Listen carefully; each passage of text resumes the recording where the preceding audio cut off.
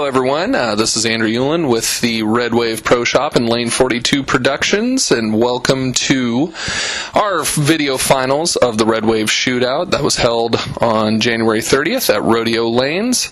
Just to give you a little introduction, the pattern that we used was a 34-foot sport-compliant pattern, very heavy oil in the front of the lane, and then the 26 feet of dry back ends. At the start, it looked like scores were going to be pretty high, but that changed very quickly as the amount in the fronts carried down to the back ends. Just to give you kind of a heads up, the cut score was actually -6 to make the top four. Doug Henderson had -6 for 4 games to sneak into the top four. Kyle Jordan was our leader at 50 over, and then second place was Jason Teehee, and following him was Mark Bourdais.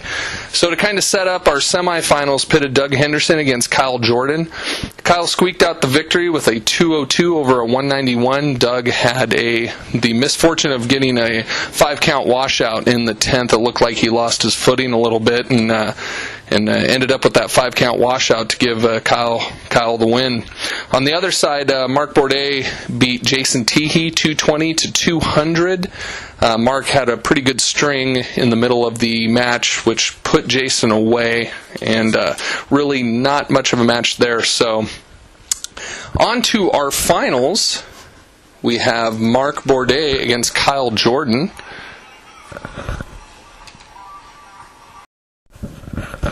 Okay, now we're going to get set up for the finals between Mark Bourdais and Kyle Jordan. Those of you who know Mark and Kyle know that there cannot be two more different styles of bowling that you're going to see in this final match. Mark Bourdais is definitely a more down and in. He's a full roller, old school style, as he is proud of.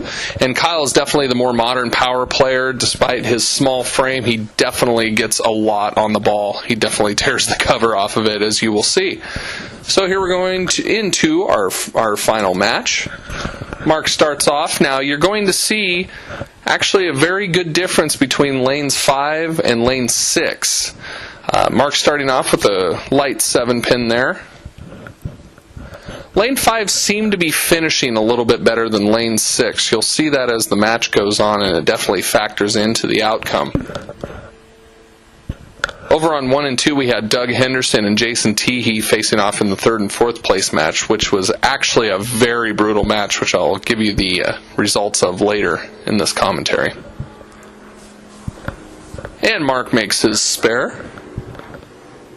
So we saw Mark throw the ball, and now we're going to catch a glimpse of Kyle and what he does to the ball compared to Mark.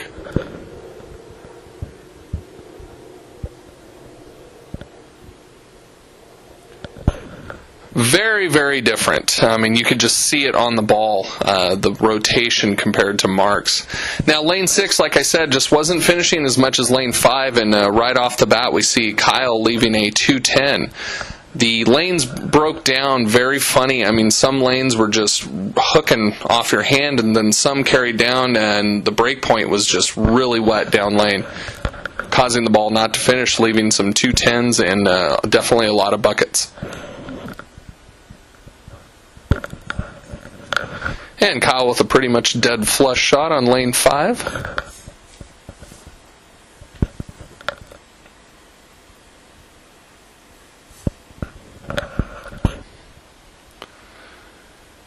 And we see Mark coming up a little bit light. Again, that was the characteristic of lane 6. The ball just was not finishing down lane.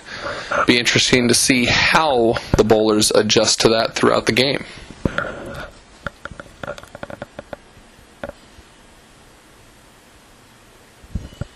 Mark with the trademark Bluetooth headset in his ear. How he bowls with that, I do not know.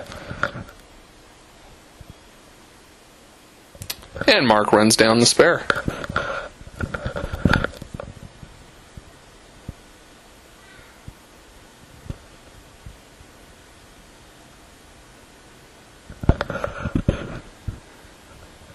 All right, Mark leaving another 2-4-5. Again, early in the match, he's having trouble getting the ball to finish. Don't know if he's going to move right, switch balls, what he's going to do, but right now he's having trouble having the ball finish on the lanes.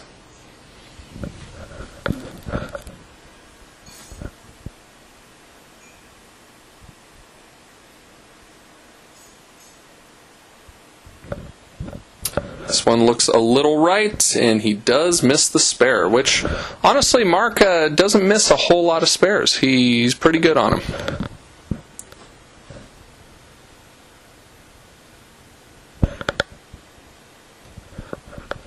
And for the third frame in a row, we see the 2-4-5. Now, at this point, I'm very surprised that we haven't seen more adjustment on lane 6.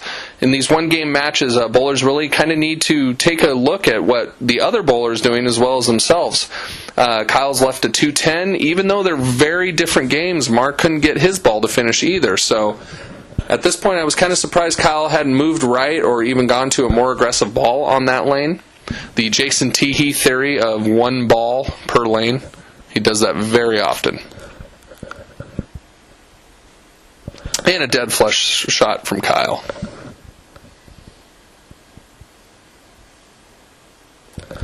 Mark gets this one in and goes through the face and leaves a split.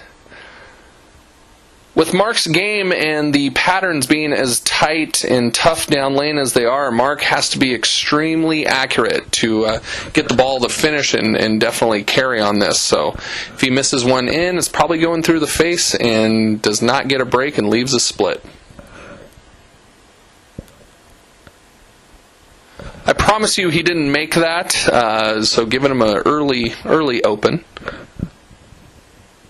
See how he comes back from the split, and he dead flushes one. Again, lane 5 definitely finishing more than lane 6.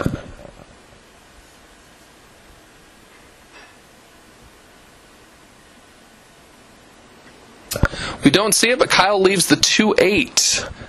Again, moving right, switching balls, don't know. Of course, he's in the middle of a match. You know, you just want to execute. You want to throw good shots. So a lot of things going through your head. He may not be thinking of moving right or switching balls on that lane and just trying to make a good shot. Don't blame him. Pretty good shot. Maybe came behind the pocket just a little bit, wrapping the 6 around the 10. Also, I want to say this is Lane 42 Productions' first video filming of a bowling match, so there are a couple times where things cut out. Please bear with us. We'll perfect it when we film future shootouts. Kyle did run down that spare. It was well on its way.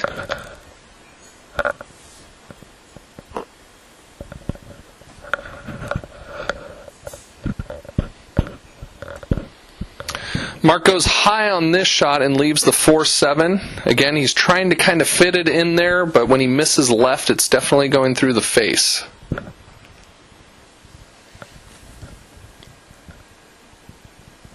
Okay, so at this point, I thought Kyle had the best shot because he was making his spares. He only had the early open in the first frame. Mark had 2 opens at this point.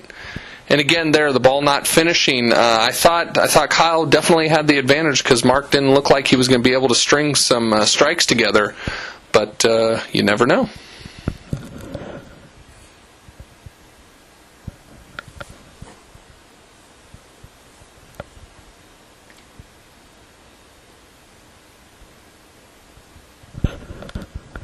Okay, he missed right last time on this spare, but he ran that down, I promise you.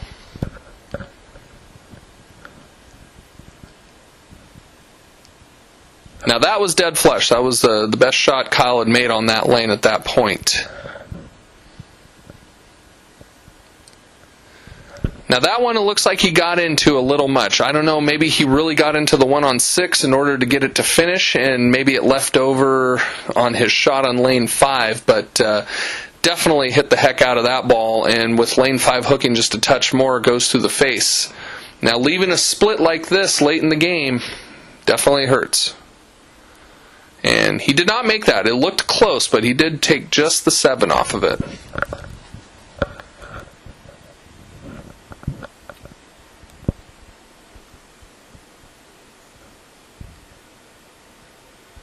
Okay, Mark throws a pretty decent shot. Again, the ball just kind of behind pocket, leaving the light 7-pin. Still not able to threaten Kyle. Kyle definitely had the upper hand at this point. And over on lane 1 and 2 was our 3rd and 4th place match, which absolutely brutal. You see an open frame there. I'll let you know Doug Henderson beat Jason Teehee in that match 158 to 147.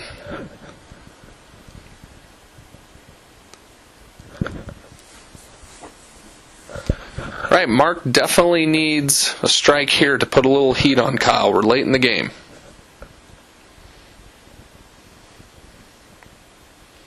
Pretty good shot from Mark. That was the 9th frame, setting up his 10th frame.